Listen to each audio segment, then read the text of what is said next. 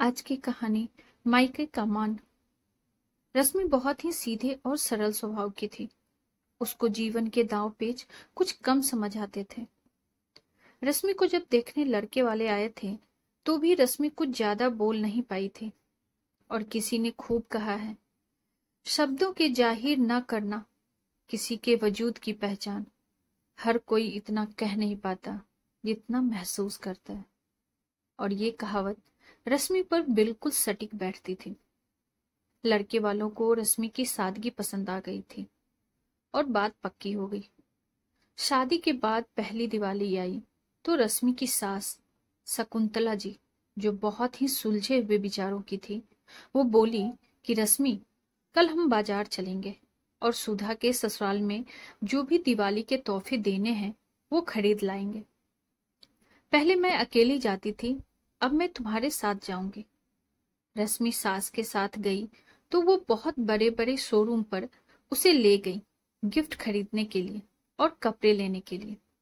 क्योंकि रश्मि middle class से थी तो वो कभी ऐसी जगहों पर नहीं गई थी। उसको बहुत अच्छा लग रहा था। सब उसकी सास की इज्जत कर रहे थे क्योंकि वो उनके यहाँ अक्सर आया जाया करती थी। जहां से सब रश्मि को अच्छा लग रहा था वहीं उसका दिल बैठा जा रहा था कि उसके मायके वाले इन सब की बराबरी कैसे करेंगे। क्योंकि दिवाली के बाद भैया दूज थी और जब उसकी ननद के लिए इतना सब हो रहा था तो उनको भी शायद उम्मीद हो जाए।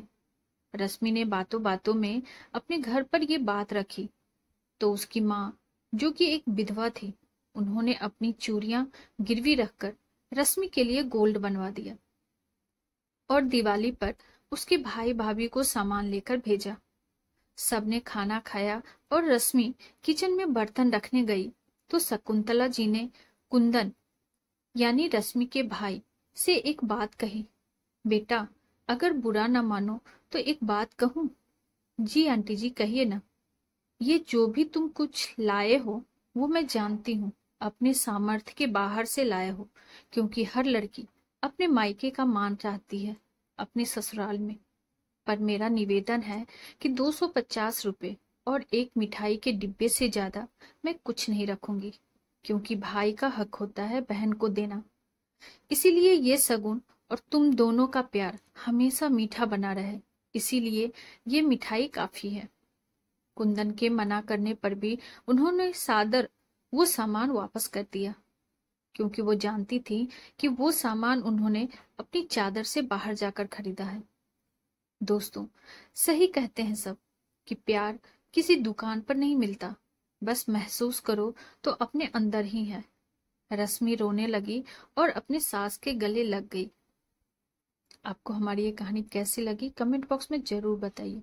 और ऐसी ही ढेरों सारी कहानियों की वीडियो को लाइक, शेयर और अगर चैनल पे नए हो तो सब्सक्राइब करना ना भूलें। Thank you.